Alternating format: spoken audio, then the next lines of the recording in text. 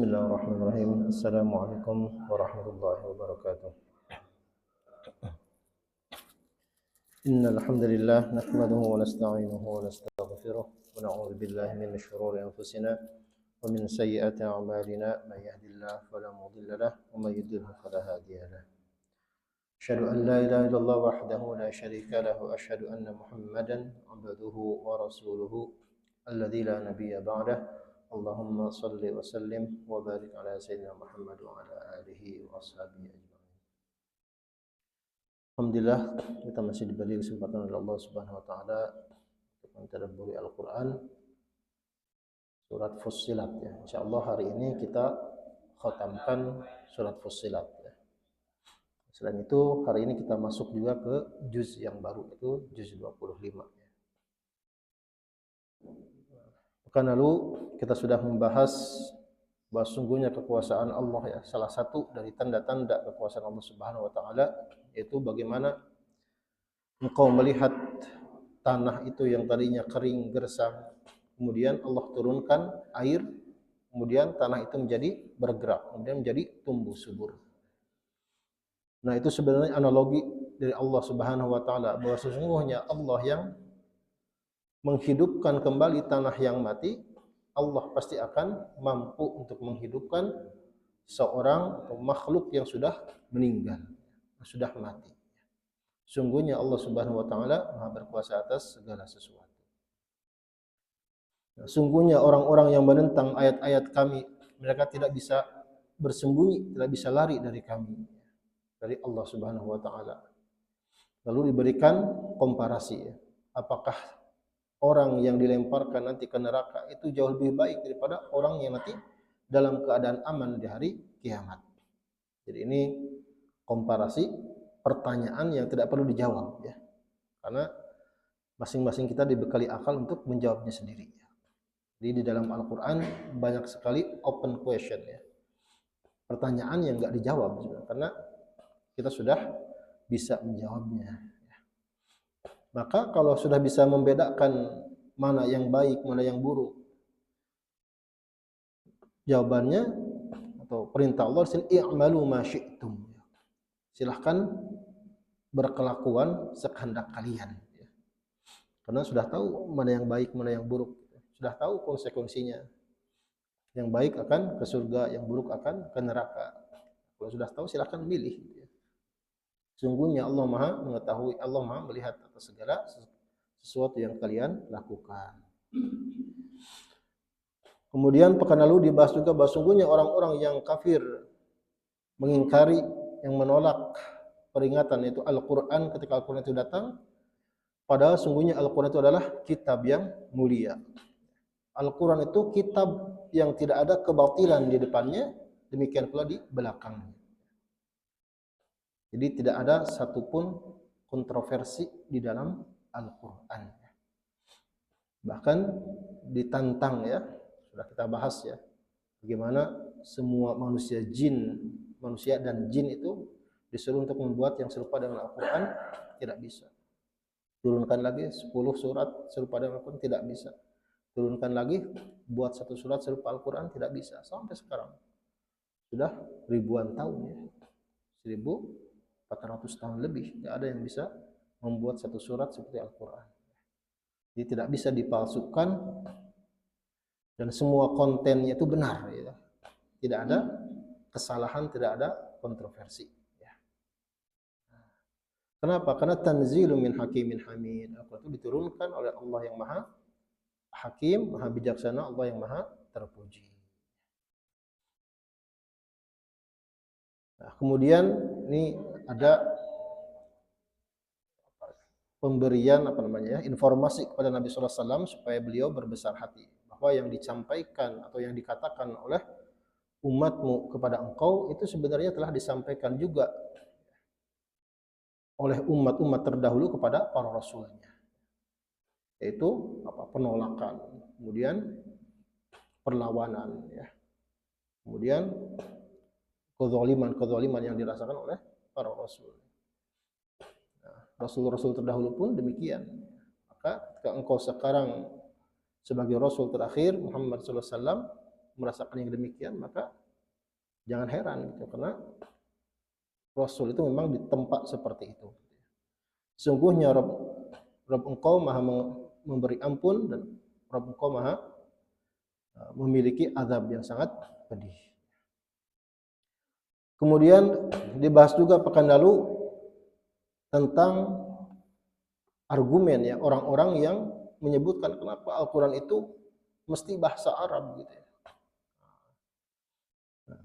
Seandainya kami jadikan Al-Quran itu bahasa non-Arab, A'jami itu semua bahasa selain Arab, mereka pasti mengatakan, andai atau kenapa tidak dijelaskan ayat-ayatnya dalam bahasa non-Arab. Maka jawabannya A'jamiyyu wa Arabi. Salah satu maknanya, bagaimana mungkin Al-Quran dalam bahasa non-Arab sementara nabinya berbahasa Arab.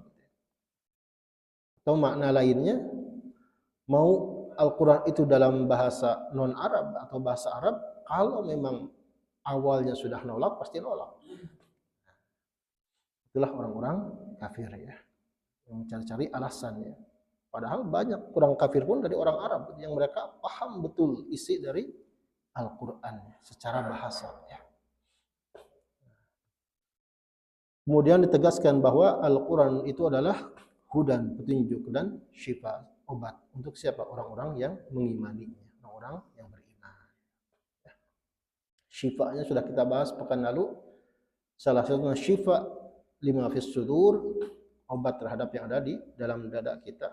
Obat dari keraguan, obat dari kegelisahan, obat dari semua penyakit mental, obat dari kebodohan. Ada juga syifa secara general ya di dalam Al-Quran. Bahkan untuk penyakit fisik pun ada al-istishfa ya, cara berobat dengan Al-Quran. Al-istishfa bil Quran. Bagaimana Al-Quran bisa dijadikan ruqyah misalkan untuk menghilangkan racun. Itu dipraktekkan oleh sahabat Nabi SAW. Ketika ada orang yang terkena sengatan kelajengking, bacakan Al-Fatihah sembuh. Akan tetapi orang-orang yang tidak beriman kepada Al-Quran itu di dalam telinganya ada sumbatan, dan mereka itu buta. Mereka itu adalah orang-orang yang seolah dipanggil dari tempat yang jauh. Atau dalam ayat-ayat yang lain disebutkan itu seperti seorang penggembala yang memanggil hewan gembalaannya, yang mereka tidak mendengar kecuali nida ya, panggilan ya. Halnya ayam misalkan ya, diajak berkomunikasi tidak bisa ya. Tapi kalau dipanggil gitu, dipanggil untuk makan, mereka langsung bersegera lari. Jadi hanya memahami bahasa itu saja, seolah-olah seperti orang yang dipanggil dari tempat yang jauh. Kemudian kemarin pekan lalu kita bahas juga bagaimana Allah Subhanahu Wa Taala memberikan perumpamaan juga ya, Nabi terdahulu, salah satunya yang paling sering adalah Nabi Musa alaihissalam. Sungguh kami telah memberikan kepada Nabi Musa itu Alkitab, fakhtulifa fihi, dan mereka berselisih tentang Alkitab, tentang Taurat itu. Kalau bukan karena ketetapan Allah Subhanahu Wa Taala untuk mengakhirkan azab, pasti mereka diberi keputusan azabnya langsung segera tertimpa ya. Tapi ada ketetapan Allah supaya azab itu diakhirkan ya. Seperti halnya untuk kita umat Nabi SAW ya, ada beberapa hal yang menghindarkan dari azab ya. Wa ma kana Allah liyu'adzibahum wa anta fihim. Selama Rasulullah SAW masih ada bersama umatnya, maka azab itu tidak turun. Wa ma kana Allah mu'adzibahum wa hum yastaghfirun ya. Satu lagi, Rasulullah SAW sudah wafat. Apa yang bisa menghindarkan azab, yaitu karena masih adanya orang-orang yang istighfar, meminta ampun kepada Allah. Dan demikian pula di sini dikomparasikan dengan kisah Nabi Musa alaihissalam. Nah, akan tapi mereka ya, dalam keraguan yang sangat nyata. Kemudian pekan lalu di closing dengan barang siapa yang melakukan amal soleh, maka kebaikannya untuk dirinya sendiri. Barang siapa yang melakukan amal buruk, maka dia yang menanggung dosanya. menanggung kemadaratannya. Dan Rabb kalian sama sekali tidak menzalimi hambanya. Jadi tidak ada orang yang melakukan amal buruk lalu dikasih reward, atau orang yang melakukan amal baik dikasih punishment. Tidak ya. Kalau seperti itu zalim ya. Kita lanjutkan ya bahasan hari ini.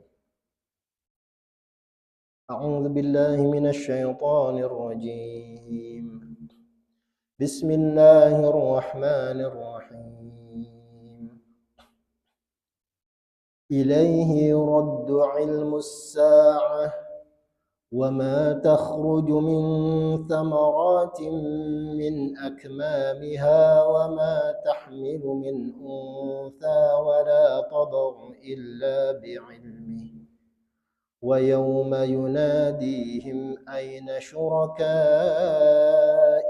qalu adhanna kama minna min syahid. Ilaihi raddu ilmus sa'ah. Kepada Allah lah dikembalikan ilmu tentang hari kiamat, as-sa'ah. Jadi dalam Al-Quran as-sa'ah, hari kiamat itu sering dalam bahasa versi ya, beberapa versi ya. Ada as-sa'ah, ada al-qiyamah, ada al-qari'ah, macam-macam ya. Nah, siapa yang mengetahui detail kapan, tanggal, tahun, jam, detik terjadinya kiamat, yaitu Allah. Dikembalikan kepada Allah ilmu tentang hari kiamat. Mata takun, kapan terjadinya? Hanya Allah yang mengetahui. La ya'lamuha ghairuhu. Selain Allah tidak ada yang mengetahui informasinya. Wa ma takhruju min thamaratin. Kalau kita samaratin ya, dan juga dengan thamratin. Wa fi qira'atin thamaratin. Dan tidaklah buah itu keluar min akmamiha, dari kelopaknya, dari pohonnya, awiyatiha ya. Buah tidak keluar dari kelopaknya, jam'u kimmun ya. Ini jamak dari kimmun ya. Akmam itu adalah jamak dari kimmun. Jam'u kimmin bi kasril kafi illa bi ilmih. Jadi setiap ada setiap ada buah yang keluar, itu Allah mengetahuinya. Kita yang sering makan buah ya, buah apapun ya, setiap buah itu keluar dari kelopaknya di pohon itu informasinya Allah mengetahui. Sedetail itu ya. Demikian pula istri kita misalkan, wa ma tahmilu min untha wa la tad'u illa bi ilmi. Seorang wanita itu hamil, seorang wanita melahirkan, itu sepengetahuan Allah Subhanahu wa taala. Ada ya orang yang menyembunyikan kehamilan karena hamilnya di luar nikah misalkan ya. Tapi apakah Allah mengetahui? Mengetahui, pasti dengan detailnya. Ada yang menyembunyikan kelahirannya misalkan. Allah mengetahuinya. Bahkan yang mengurus hidupnya janin di dalam rahim itu adalah Allah Subhanahu wa taala. Yang mengetahui detail apa yang terjadi pada janin itu Allah Subhanahu wa taala. Wa yauma yunadihim ayna syurakai. Dan ketika hari kiamat nanti Allah memanggil mereka, ayna syurakai, yang mereka menganggap bahwa Allah itu memiliki sekutu. Mana sekutu-sekutuku? Dalam tanda petik gitu ya, sesuai anggapan mereka. Qalu, mereka mengatakan, adannaka alamanaka al'an ma minna min syahid, ay syahidin bi anna laka syarikan. Nah, baru setelah dicari ya, mana sekutu-sekutu Allah, kalau dianggap bahwa Allah memiliki sekutu, Tuhan-Tuhan yang lain, mana mereka? Tidak ada. Maka setelah itu mereka ketahui, adzannaka, kami mendeklarasikan, ya, menyatakan, membuat statement, a'lamnaka al'an, sekarang ma minna min syahid, tidak ada dari kami yang bisa menjadi saksi, yang bisa menjadi memberikan persaksian bahwa sesungguhnya engkau memiliki sekutu. Nah, ini kejadian di hari kiamat ya. Tidak ada yang mengetahui informasinya kecuali Allah. Bahkan semua kejadian sebelum hari kiamat ya, sampai level ke detail-detailnya ya, buah pun yang keluar ya, itu Allah mengetahuinya. Seorang wanita yang hamil, Allah mengetahui. Wanita melahirkan, Allah mengetahuinya. Dan di hari kiamat nanti orang-orang yang menyekutukan Allah, mereka merasakan kerugian karena yang mereka anggap pada Tuhan selain Allah ternyata tidak ada. Baru mendeklarasikan bahwa tidak ada Tuhan selain Allah, tapi telat ya. Persaksiannya sudah di hari kiamat ya.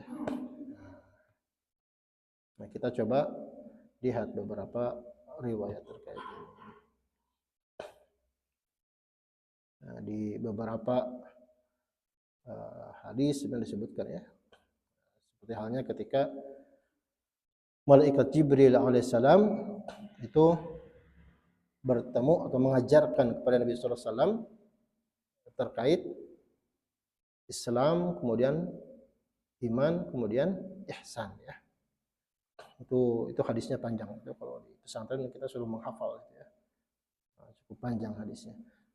Jadi Jibril itu menampakkan diri sebagai seorang laki-laki ya. Seorang laki-laki yang asing, tapi para sahabat kok keheranan gitu ya.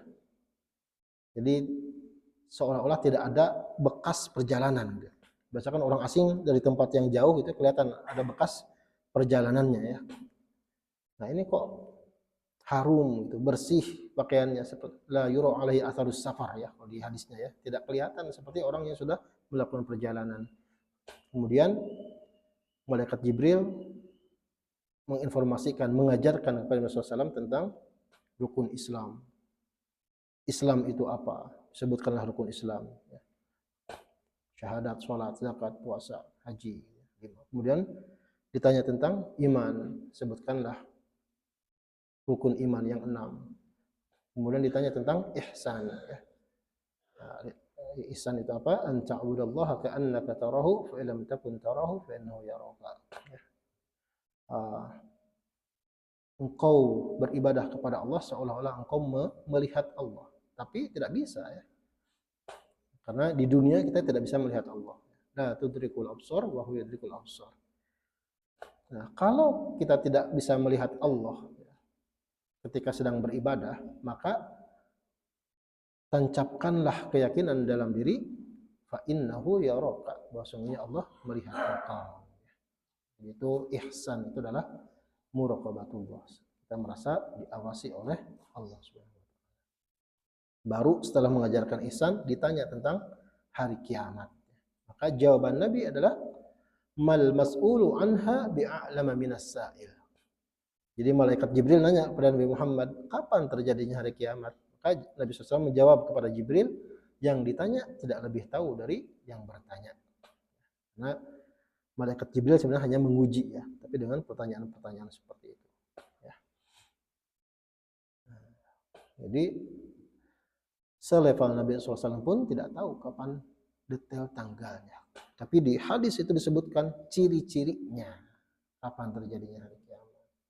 Dan kalau kita introspeksi ya, kalau kita baca hadisnya ya, panjang itu ciri-ciri hari kiamat itu semua sudah ada sekarang ya. Sudah terjadi ya ciri-cirinya. Sebenarnya sudah dekat ya. Wallahu alam kapan terjadinya, tapi dari ciri-ciri itu sudah lengkap semuanya. Tinggal nunggu waktu. Nah, tapi tidak usah nunggu waktu kiamat untuk tobat gitu ya. Karena ada kiamat sughra ya. Itu kematian kita semua ya.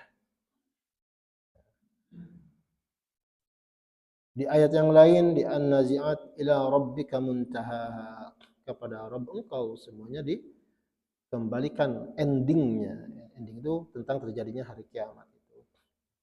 Di ayat yang lain Al-A'raf la yujalliha liwaqtiha illahu, tidak ada yang bisa menjelaskan waktunya, detailnya kapan terjadinya illahu, kecuali Allah.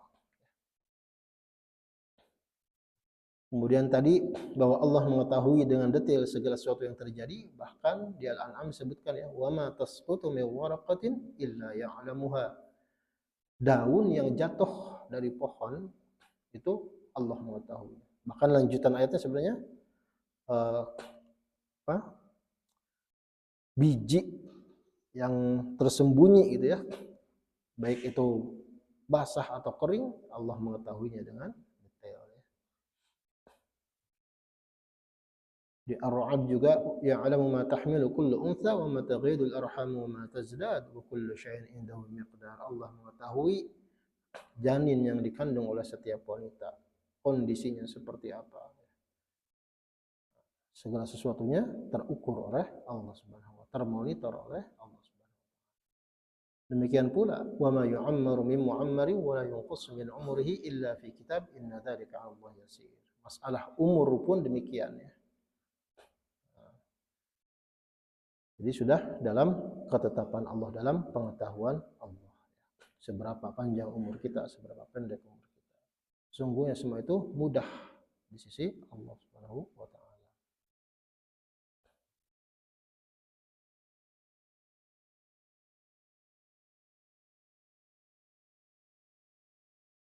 Nah, kita lanjutkan dulu ya. وضل عنهم ما كانوا يدعون من قبل وظنوا ما لهم من محيص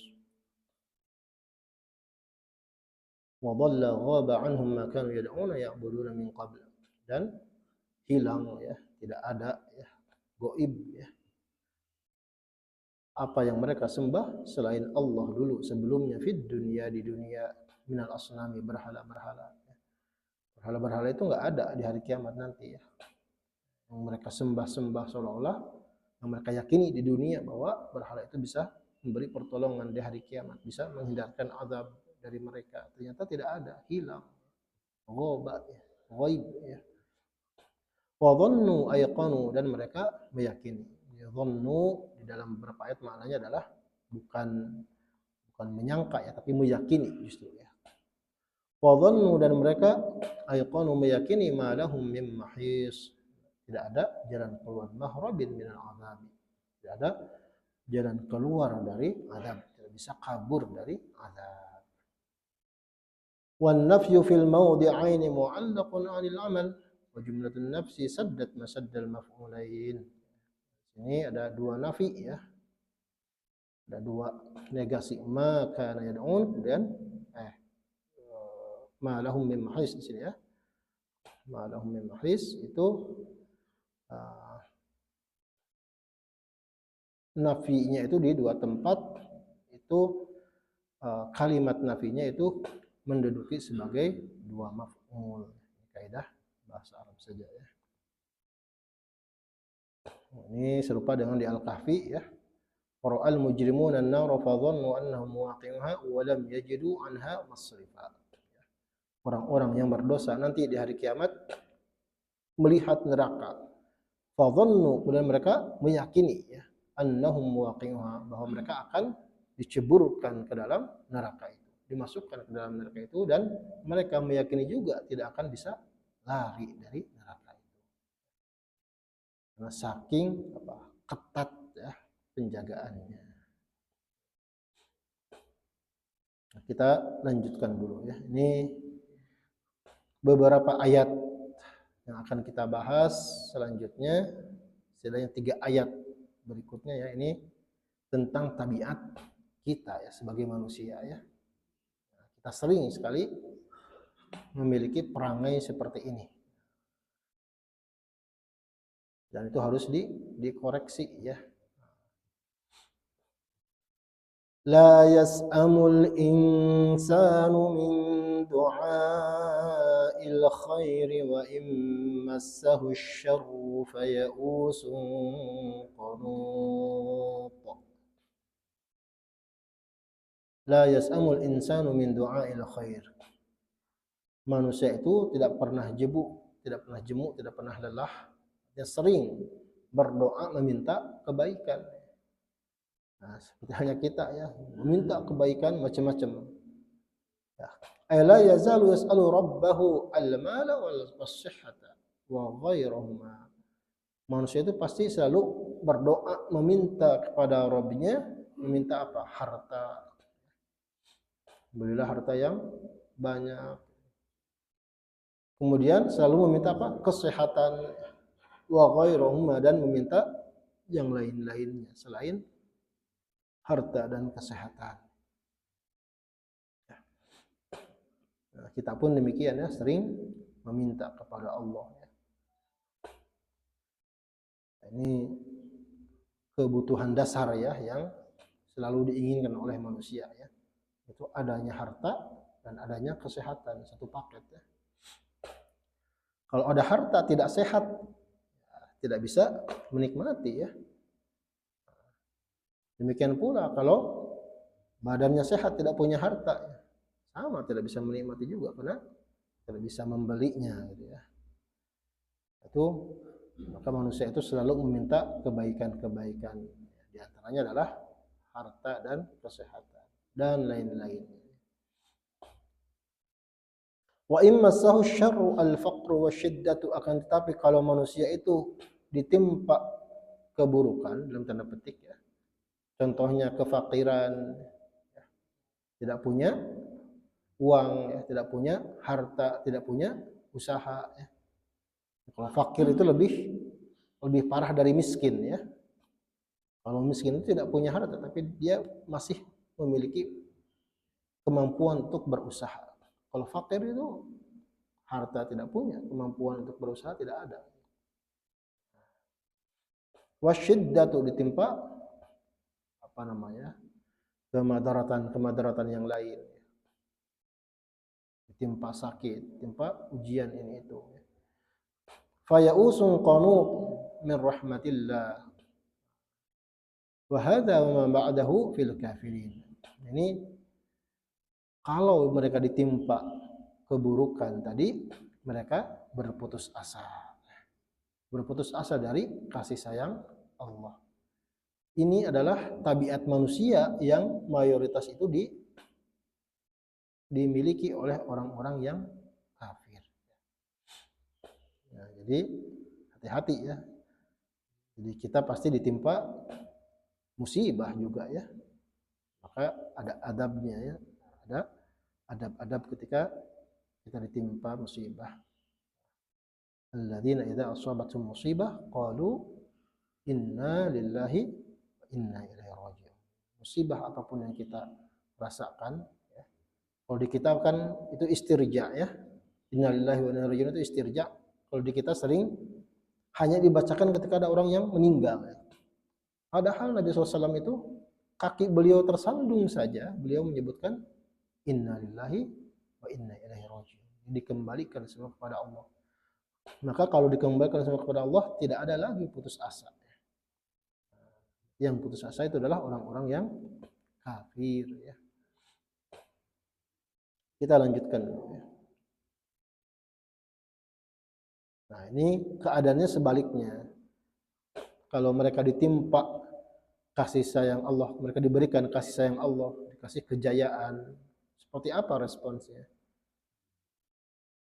Wala in adzaqnahu rahmatan minna min ba'di dharra massathu la yaqulanna hadza li wa ma adhunnu as-sa'ata qa'imatan wa la irji'tu ila rabbi inna li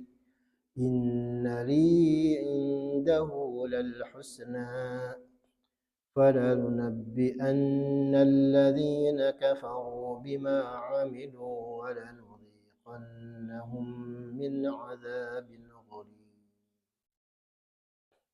Ini kebalikannya sekarang ya. Wala in lamun qasam adzaqnahu atainahu, dan sungguh di sini lamnya bahkan sumpah ya.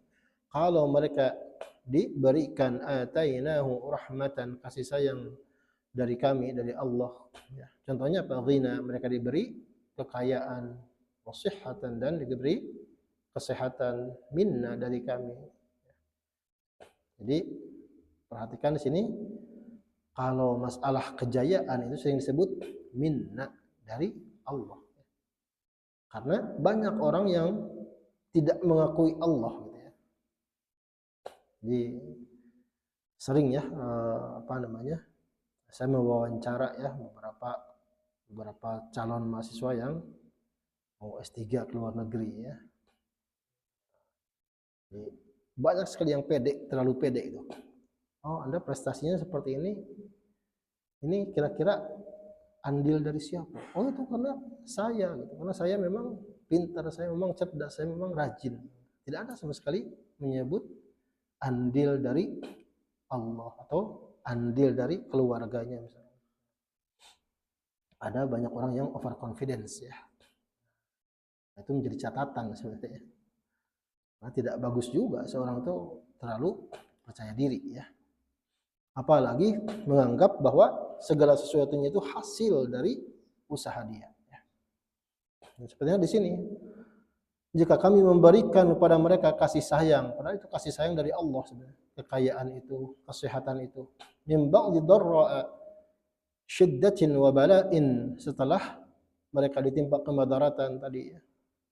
Kesusahan, ditimpa bala ya, cobaan, masathu, setelah itu menimpa mereka, la yaqulanna hadza li,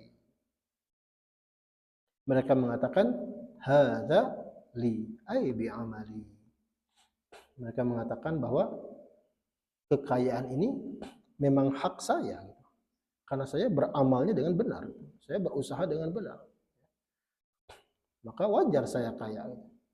Kemudian kesehatan ini memang hak saya karena saya rutin menjaga kesehatan, rutin olahraga misalkan ya. Nah, jadi harus dihindari ya pendapat seperti itu. Itu hanya cara saja, yang memberi kekayaan kesehatan hakikatnya adalah Allah. Bahkan kan ini di ayat yang lain disebutkan juga tentang siapa orang yang paling kaya, salah satunya Qarun ya. Qarun itu seorang yang sangat bangga dengan hartanya. Bahkan diingatkan oleh kaumnya, la tafrah, jangan berbangga. Jangan berbangga karena banyaknya harta. Karena innallaha la yuhibbul farihin. Allah tidak mencintai orang-orang yang bangganya dengan hartanya. Maka salah satu ucapan yang ucapan Qarun adalah qala innama utituhu ala ilmin indi. Saya mendapatkan semua harta kekayaan ini yang kunci dari gudangnya saja gitu. Gudangnya isi emas perak gitu ya. Kuncinya itu kunci gudangnya harus digotong oleh 7 orang yang kuat-kuat. Kuncinya saja. Bayangkan sebanyak apa kekayaannya. Qarun menyatakan innama utituhu ala ilmin indi. Saya mendapatkan semua harta ini karena ilmu yang saya miliki. Karena saya pandai untuk berbisnis, saya pandai untuk mengelola uang, saya pandai berinvestasi sehingga uang saya sebanyak ini. Itu kan kebanggaan yang tidak boleh. Jadi kita harus ingat bahwa apapun yang kita dapatkan sekarang itu adalah rahmatan ya, rahmatun minna, rahmat dari Allah Subhanahu wa taala. Karena kalau tadi ya merasakan itu andil diri sendiri, nanti lupa terhadap Allah. Lupa terhadap Allah, nanti implikasinya lupa terhadap kiamat, seolah-olah hidup selama-lamanya. Maka lanjutan ayatnya, wa ma adhunnu as-sa'ata qa'imah, dan aku tidak meyakini kiamat itu akan datang. Wala in lam qasam wala in raja'tu ila rabbi, kalaupun aku dikembalikan kepada Rabbku, innali indahu lal husna, nanti aku akan mendapatkan kebaikan di sisi Rabbku, ay al-jannah, itu surga. Nah, ini orang-orang yang tadi ya, yang karena di dunia dia merasakan kenikmatan ya, dia lupa tentang terjadinya hari kiamat akan terjadi, kemudian meyakini kalaupun terjadi, kalaupun saya dikembalikan kepada Rabbku, pasti saya mendapatkan surga. Padahal dia tidak melakukan amal yang mengarahkan ke surga. Nah, itulah pemahaman-pemahaman yang harus dihindari ya. Falanunabbi'anna alladhina kafaru bima 'amilu. Kami akan kabarkan kepada orang-orang yang kafir bima 'amilu, tentang apa yang mereka telah lakukan. Wala nudhiqannahum min 'adzabin ghalidh syadidin. Dan kami akan merasakan kepada mereka azab yang dahsyat. Wal lamu fil fi'laini lam qasam. Ya, lam di dalam dua tempat di sini. Wala in, kemudian wala in di sini ya. Itu adalah lam sumpah ya, qasam.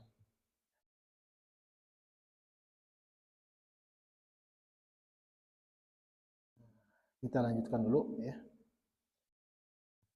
Wa idza an'amna 'alal insani a'rada wa na'a bi janibihi wa idza massahu asy-syarru fadhu du'a'in 'arid.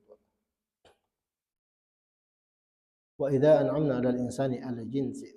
Kalau kami berikan nikmat kepada manusia, maksudnya adalah jenis manusia, a'rada 'an syukri, mereka berpaling dari kesyukuran, mau syukur karena tadi merasakan bahwa yang mereka rasakan nikmat itu hasil jerih payah sendiri, maka nggak ada syukur-syukurnya gitu ya. Berpaling dari syukur. Wa na'a bi janibi sana'fahum mutabakhtiran. Jadi mereka memalingkan badannya ya, berpaling, memutarkan badannya. Wa fi qira'atin bi taqdimil hamzah. Di qira'at yang lain tentang wa na'a ya. Ada yang membacanya dan qiraat yang lain ya. Wa idza masaw syarru, tadi qiraat yang lain maksudnya didahulukan hamzahnya. Wa idza masaw syarru, dan jika manusia itu ditimpa keburukan, fadhu du'ain 'aridin katsir, mereka itu berdoanya itu banyak ya. Berdoanya panjang-panjang ya. Padahal esensinya hanya sedikit gitu, tapi doanya panjang gitu ya. Banyak gitu. Nah, kita coba lihat ayat-ayat yang terkait ini ya.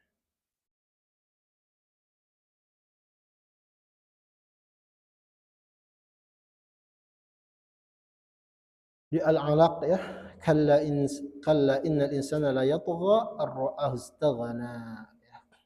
Manusia itu memang melebihi batas ya. Ar-ra'ahu istaghna, karena merasa dirinya itu istaghna, merasa serba cukup karena kemampuan dirinya sendiri.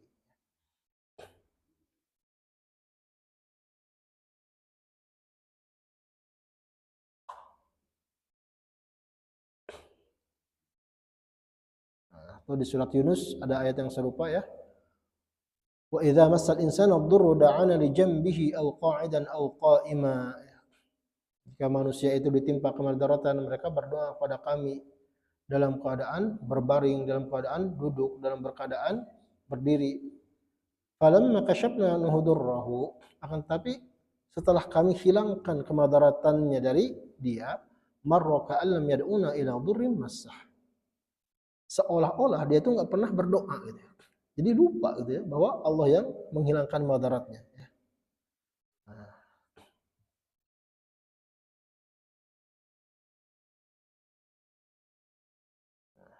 kita lanjutkannya dua ayat terakhir ya.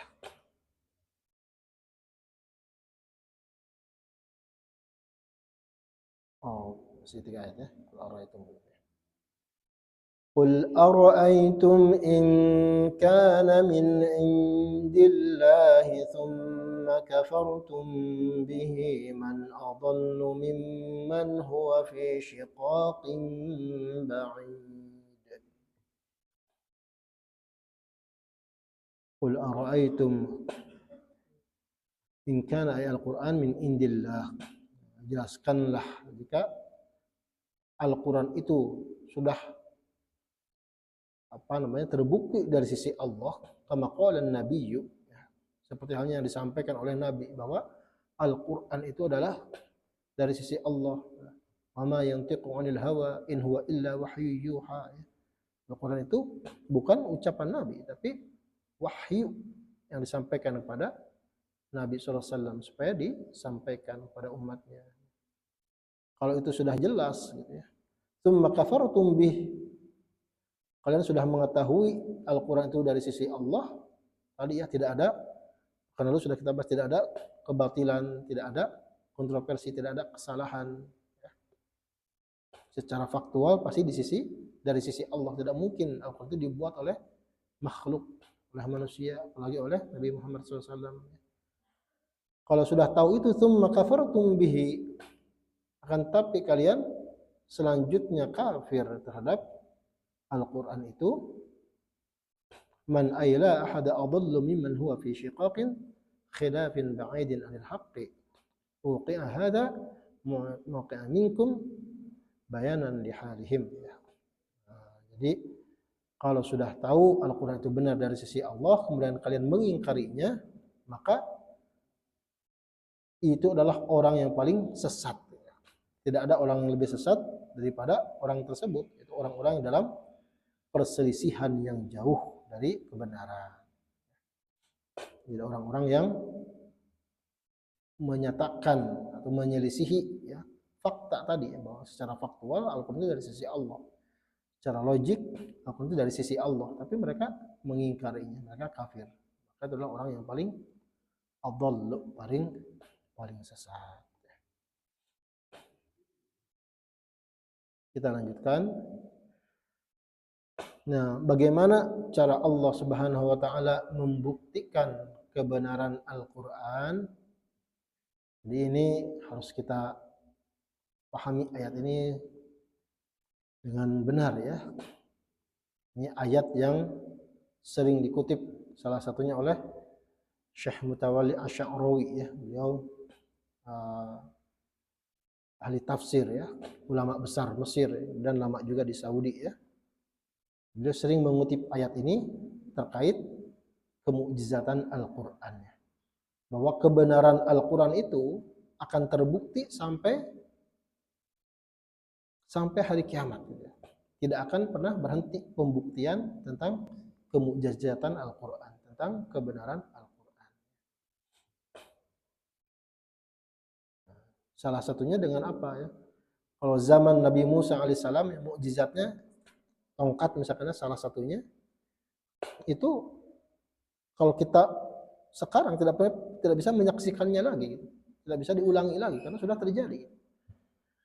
Tapi berbeda dengan Al-Quran yang kemukjizatannya tidak dibatasi oleh waktu. Nah, salah satu cara membuktikan Al-Quran, kebenaran Al-Quran adalah dengan mengkaji ilmu-ilmu alam. Jadi semestinya orang-orang Islam itu banyak yang jadi ilmuwan semestinya kalau mengamalkan ayat ini gitu ya. Banyak yang jadi pakar dalam semua bidang ya. Astronomi, kemudian bidang geologi ya. Bidang biologi juga, kedokteran semua. Dan itu yang terjadi di generasi emas Islam ya. Karena memang motivasinya ayat ini ya. Salah satunya. Sanurihim ayatina fil afaqi wa fi anfusihim hatta yatabayyana lahum annahul haqq. Awalam yakfi bi rabbika annahu ala kulli syai'in syahid. Sanurihim ayatina, kami pasti memperlihatkan ayat-ayat kami fil afaqi, di ufuk, aqtaris samawati wal ardi min nirati wan nabati wal ashjar. Afaq itu gampangannya makrokosmos ya, segala sesuatu yang bisa kita observasi di alam semesta, langit, bumi ya, galaksi ya. Semuanya kan itu bisa dikaji. Nah, kami akan perlihatkan ayat-ayat kami di ufuk. Nah, kita ambil contoh misalkan ya, bagaimana Al-Quran menyampaikan bahwa bentuk bumi ya, bentuk bumi itu bulat ya. Kemudian bumi itu senyaman-nyamannya didesain oleh Allah ya. Wal arda ba'da dzalika dahaha. Disebut di ayat-ayat ini juga bumi itu sebagai apa? Sebagai firasya, sebagai mihada, suatu hamparan yang nyaman. Atau bagaimana langit dan bumi awalnya itu adalah satu. Awalam yarul ladzina kafaru anna as-samawati wal arda kanata ratqan fafataqnahuma. Bahwa langit dan bumi itu awalnya satu, kesatuan, kemudian kami pisahkan. Itu kan para ahli fisika sudah merumuskan teori Big Bang. Jadi Al-Quran sudah bicara duluan sebenarnya. Terbuktinya baru belakangan. Atau apalagi the expansion of universe, bagaimana alam semesta itu mengembang ya. Was-samaa'a banainaha bi'aidi wa inna lamusi'un. Bahwa langit itu kami, universe itu kami luaskan dengan kekuasaan kami. Wa inna lamusi'un tadi ya. Kami meluaskannya. Itu kan baru ditemukannya setelah ada penemuan teleskop ya. Bagaimana Hubble ya, yang menemukan teleskop itu melihat ternyata jarak satu bintang ke bintang yang lain itu lama-lama makin jauh. Kalau dianalogikan itu seperti adonan roti ada wijen ya. Wijen-wijen itu bintangnya ya. Lama-lama rotinya mengembang, jarak antar bintang itu makin jauh, antar wijen itu makin jauh. Itu logika sederhananya, tapi itu dirumuskan secara fisika. Nah, itu Al-Qur'an sudah menyatakannya terlebih dahulu. Baru sains yang maju itu menemukannya sekarang-sekarang. Nah, itu kan ayat-ayat Allah di ufuk ya. Wa fi anfusihim, dan di diri mereka sendiri ya. Salah satu ayat yang berkaitan dengan diri kita apa? Dengan badan kita. Di Fussilat kan dibahas tentang kulit ya. Bagaimana kulit memberikan persaksian. Kaitannya dengan kulit kan di An-Nisa disebutkan ya, kullama nadidat juluduhum baddalnahum juludan ghairaha liyadhuqul adzab. Orang-orang yang masuk di neraka itu nanti kulitnya akan hangus. Setelah hangus diganti lagi kulitnya supaya apa? Liyadhuqul adzab, merasakan adzab. Karena penemuan ilmiahnya adalah yang bisa merasakan sakit itu adalah saraf reseptor sakit ya. Maka kalau kulitnya sudah hangus, begitu itu dibakar lagi nggak akan merasakan karena sarafnya sudah mati, maka diperbaharui lagi kulit. Liyadhuqul adzab. Itu kan ilmu apa? Neurologi sebenarnya. Ilmu tentang saraf ya. Apalagi banyak ya tentang proses penciptaan manusia di alam mu'minun juga. Itu wa fi anfusihim min latifis sun'ati wa badi'il hikmah. Bagaimana Allah menyusun ciptaannya, Allah demikian pula menetapkan ya, menciptakan hikmah-hikmah di balik susunan tersebut. Contohnya salah satu hikmah itu ya, kenapa hidung itu lubangnya itu di bawah? Kenapa hidungnya lubangnya nggak di atas saja? Itu kan badi'il hikmah ya, salah satunya. Nah, kalau hidung itu lubangnya di atas, kalau kehujanan masukkan air terus menerus ya. Itu siapa yang mendesain itu sebaik mungkin adalah Allah. Nah, Allah akan terus menerus memperlihatkan ayat-ayatnya di ufuk dan di diri mereka sendiri sampai kapan? Hatta yatabayyana lahum annahu al-Qur'ana al-haq. Itu sampai jelas untuk mereka bahwa Al-Quran itu adalah kebenaran. Jadi makanya ada cabang tafsir ilmi ya, tafsir yang mengkaji ayat-ayat sains ya. Karena di dalam Al-Quran banyak isyarat-isyarat sains yang sudah ada dari ribuan tahun yang lalu, tapi baru terbuktinya sekarang. Kenapa? Karena ya manusia peradabannya terus maju ya. Sainsnya terus maju, teknologinya terus maju. Jadi ada teknologi-teknologi yang baru bisa membuktikan tentang penemuan sains terbaru.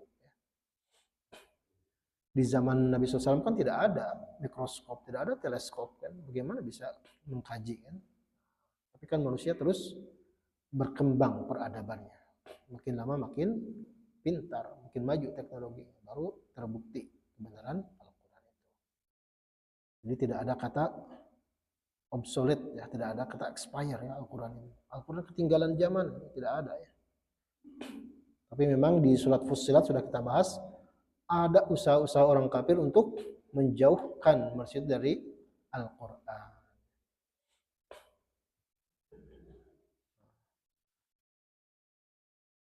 Bahwa Al-Quran itu adalah kebenaran al-munazzalu minallah, yang diturunkan dari Allah, bil ba'si wal hisabi wal iqabi fa yaqabuna ala kufrihim bihi wal bil ja'i bihi. Al-Quran yang menjelaskan tentang hari kebangkitan, hari hisab, adanya azab nanti ya, kalau mereka kafir terhadap Rasul, kafir terhadap Al-Quran. Awalam yakfi bi rabbika fa'ilun yakfi bi annahu, awalam yakfi bi rabbika annahu ala kulli syai'in syahid. Apakah tidak cukup bahwa sungguhnya tidak cukup Rabb engkau menjadi saksi atas segala sesuatu. Badalan minhu ay awalam yakfihim fi sidqika anna rabbaka la yaghibu anhu syai'un ma. Jadi apakah tidak cukup Allah menjadi saksi atas segala sesuatu? Kita coba lihat ayat yang terakhir dulu ya. Ala innahum fi miryatin min liqa'i rabbihim. Ala innahu bikulli syai'in muhit.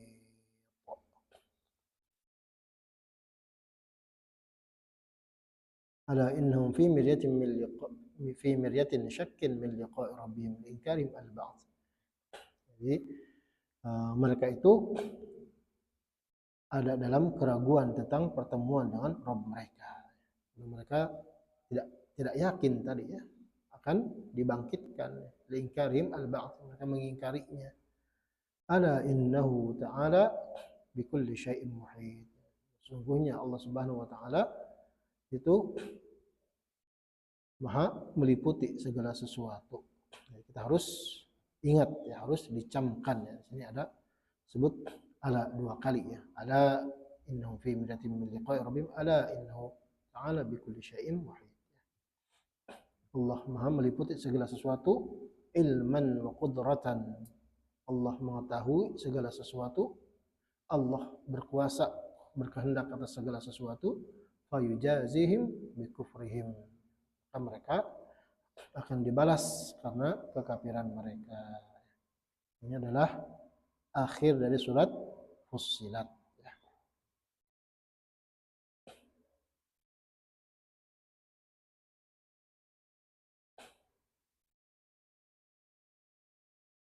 Jadi di sini salah satunya tadi disebutkan ya, bahwa ayat-ayat Allah itu akan dibuktikan kebenarannya sampai pada kesimpulan bahwa hanya Islam saja agama yang paling benar.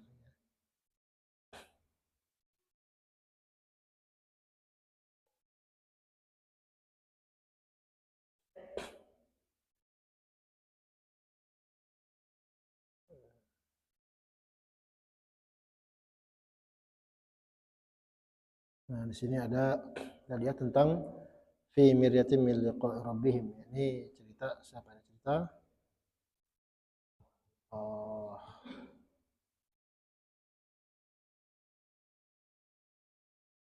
Umar bin Abdul Aziz ya. Jadi ini salah satu khalifah ya, Umar bin Abdul Aziz suatu saat pernah tiba-tiba naik mimbar gitu ya.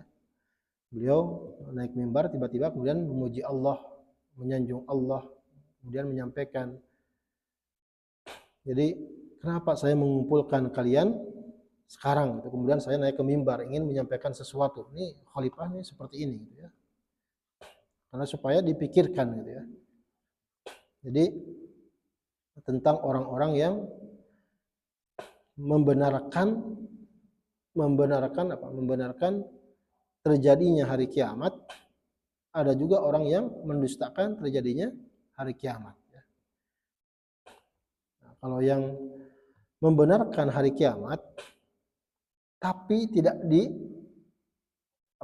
dibarengi dengan amal yang semestinya dipersiapkan untuk hari kiamat, itu disebut sebagai amhaq. Belum menyampaikan, kalau kalian sudah tahu membenarkan bahwa hari kiamat akan terjadi, akan tetapi masih melakukan amal yang tidak bersesuaian untuk persiapan hari kiamat, di sini disebutkan ya, masih lalai, kemudian masih menuruti syahwat, kemudian masih melakukan dosa, maka itu adalah orang yang dungu, gitu, orang yang bodoh. Gitu ya. Karena dia sudah tahu, akan tetapi dia tidak mempersiapkan untuk hal yang akan dia hadapi. Gitu ya. Bahkan melakukan hal-hal yang bertentangan, justru merugikan masa depannya. Itu disebut al-ahmaq ya. Al-ahmaq itu dalam bahasa dhaiful aql ya. Jadi orang yang akalnya itu lemah. Jadi bisa jadi ya kita itu terlalaikan seperti itu ya. Kita meyakini terjadinya hari kiamat, terjadinya hari pembalasan, tapi ketika di dunia malah melalaikannya, malah menuruti hawa nafsu, malah melakukan dosa. Itu adalah orang yang akalnya lemah. Jadi disampaikan Umar bin Abdul Aziz. Akan tetapi wal mukadzibu bihi halik ya. Orang yang mendustakan hari kiamat itu adalah orang yang celaka. Kalau ini udah jelas ya.